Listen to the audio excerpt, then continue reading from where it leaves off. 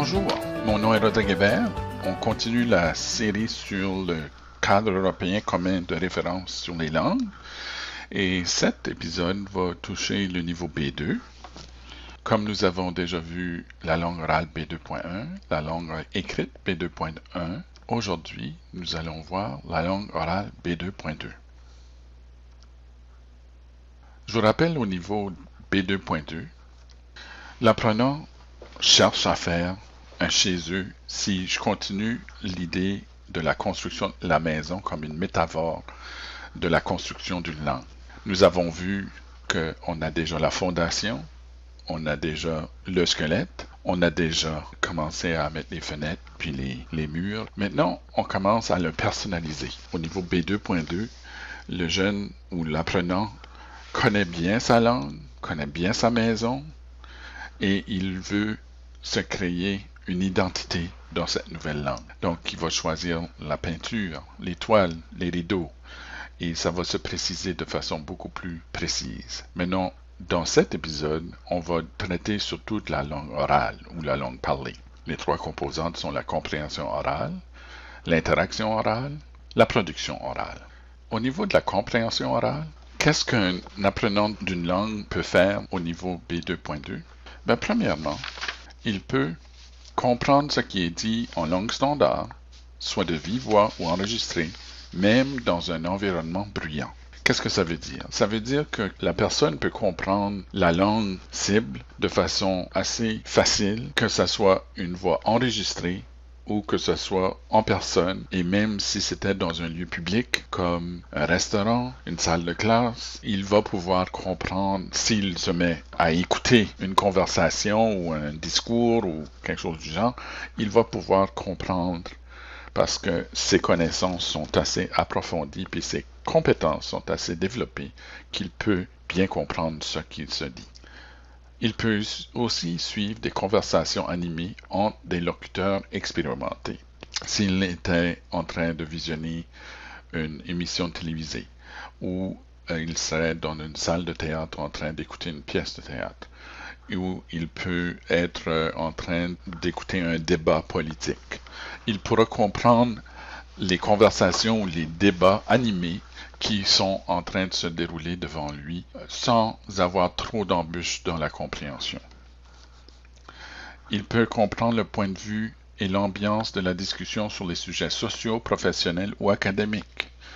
Il va pouvoir, en d'autres mots, écouter aux discussions sociales qui se passent autour de lui ou s'il y a une discussion professionnelle ou académique. Ce qu'il faut comprendre ici, on est à l'entrée, si vous voulez, de la possibilité de comprendre un discours universitaire ou collégial ou de la 12e année, si vous voulez.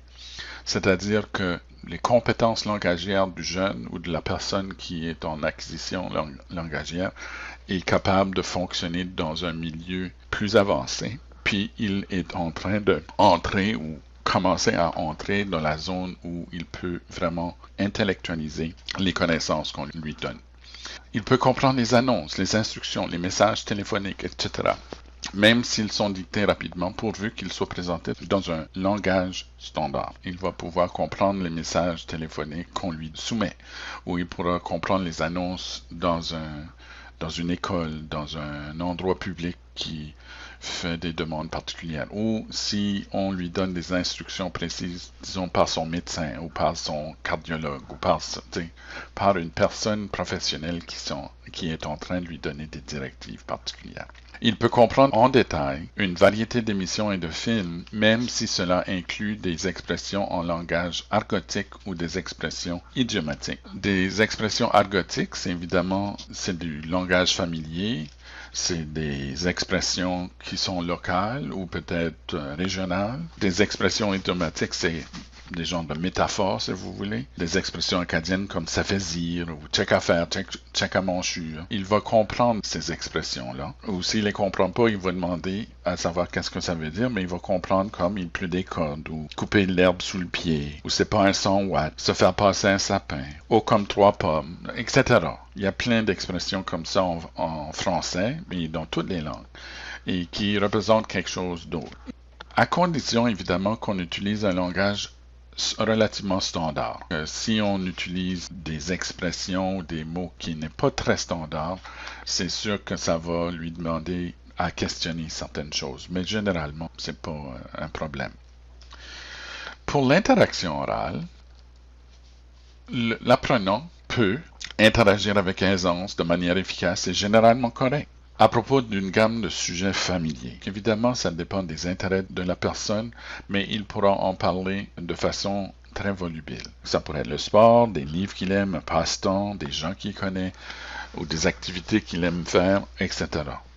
Il peut exprimer ses idées, ses opinions avec précision et argumenter de manière persuasive. Au niveau B2, non seulement est-ce qu'il va pouvoir exprimer ses idées, qu'il aime quelque chose ou qu'il trouve quelque chose d'intéressant, il va également amener des preuves à l'appui. Il va exprimer pourquoi il est bon en maths parce qu'il aime faire telle chose très précise. Il va donner des arguments beaucoup plus persuasifs. Mener une entrevue de façon efficace avec un débit rapide. Donc, ça peut être une entrevue d'emploi ou une entrevue avec un journaliste ou avec un enseignant. C'est quelque chose qu'il peut faire de façon relativement facilement. Il peut exprimer, négocier et répondre de façon délicate aux sentiments, attitudes, opinions, tons et points de vue des autres. Il va comprendre l'humour, en d'autres mots. Il va comprendre la tristesse. Les expressions faciales vont être mieux comprises au niveau B2 parce qu'on a approfondi ses connaissances et ses compétences dans la langue et la culture. Donc, c'est pas juste au niveau des connaissances langagières, mais c'est aussi au niveau des connaissances culturelles de la langue. Parce qu'on exprime des émotions des fois avec notre visage ou avec nos gestes. Le gestuel est très culturel. Certaines langues ou certaines cultures s'expriment beaucoup avec le visage ou avec les mains ou avec les deux ou avec le corps. Il faut comprendre ces aspects-là. Et rendu à B2.2, on devrait avoir une très bonne compréhension de quelles sont les significations de tous ces mouvements ou tous ces gestes. À condition, évidemment, encore une fois, un langage standard, un langage appris. Maintenant, il y a quelques remarques à rajouter ici. Premièrement, les idées abstraites vont devenir de plus en plus accessibles pour l'utilisateur de B2.2. Il va pouvoir imaginer beaucoup plus ce que l'interlocuteur est en train de lui partager. S'ils sont en train de décrire un voyage dans un pays quelconque ou dans une région quelconque non loin de lui. S'il n'est pas allé, il pourra l'imaginer dans sa tête. S'il est déjà allé, il pourra se remémorer ces idées-là. Donc, il pourra vraiment commencer à explorer les idées abstraites de façon beaucoup plus précise. Il pourra aussi exprimer ses sentiments, ce qu'il aime, pourquoi il est triste, pourquoi il trouve quelque chose de drôle, etc. Il pourra exprimer ses sentiments et il pourra comprendre les sentiments des autres, comment les autres sont en train de vivre telle chose, et donc développer de l'empathie aussi. La production orale, bien évidemment, qu'est-ce que l'élève du B2.2 est capable de faire? Il peut donner des descriptions claires, bien développées et détaillées sur une variété de sujets reliés à ses intérêts, développant et appuyant ses idées avec plusieurs points et exemples pertinents. Qu'est-ce qu'on veut dire par ça? Par exemple, il pourra prendre une œuvre littéraire qu'il est en train d'étudier dans sa classe de français et il pourra lire des passages et comprendre et l'exprimer pourquoi telle chose s'est passée, comment ça s'est déroulé. Il pourra se référer au texte pour aller chercher les justifications propices pour argumenter ce qu'il est en train de faire.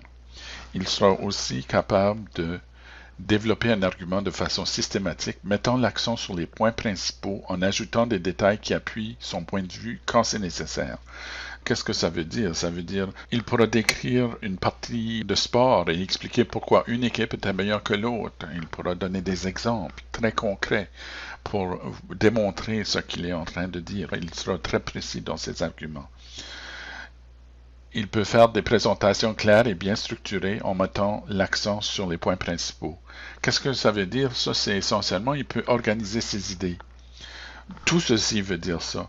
Ça veut dire qu'il peut organiser dans un ordre chronologique, un ordre logique. Ça pourrait être l'argument moins fort à l'argument le plus fort.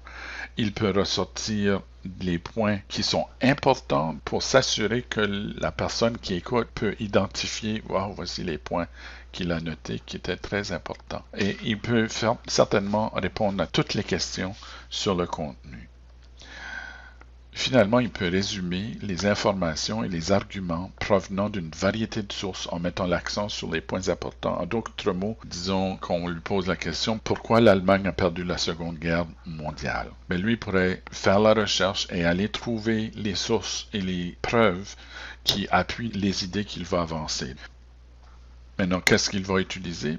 Il va utiliser un langage standard, un langage qu'il va connaître et même que ça va être imprégné en lui. Puis quelques remarques. Ce qu'on va remarquer au niveau B2.2, c'est qu'il va utiliser une variété de sources. Il va aller chercher les sources nécessaires pour appuyer l'argumentation qu'il avance. Il va utiliser un vocabulaire de plus en plus varié, donc de plus en plus riche. Et il va avancer des arguments de plus en plus variés également. Un B2.2 est un élève ou une personne qui est capable de fonctionner de façon très habile dans une société relativement bien éduquée et qu'il peut avancer et amener un cheminement très développé dans son progrès académique, social et interpersonnel. Le B2.2 est prêt pour l'université, si je peux dire, ou même le collège. Avec ça, je vous remercie beaucoup de votre écoute et je vous souhaite une bonne journée et à la prochaine.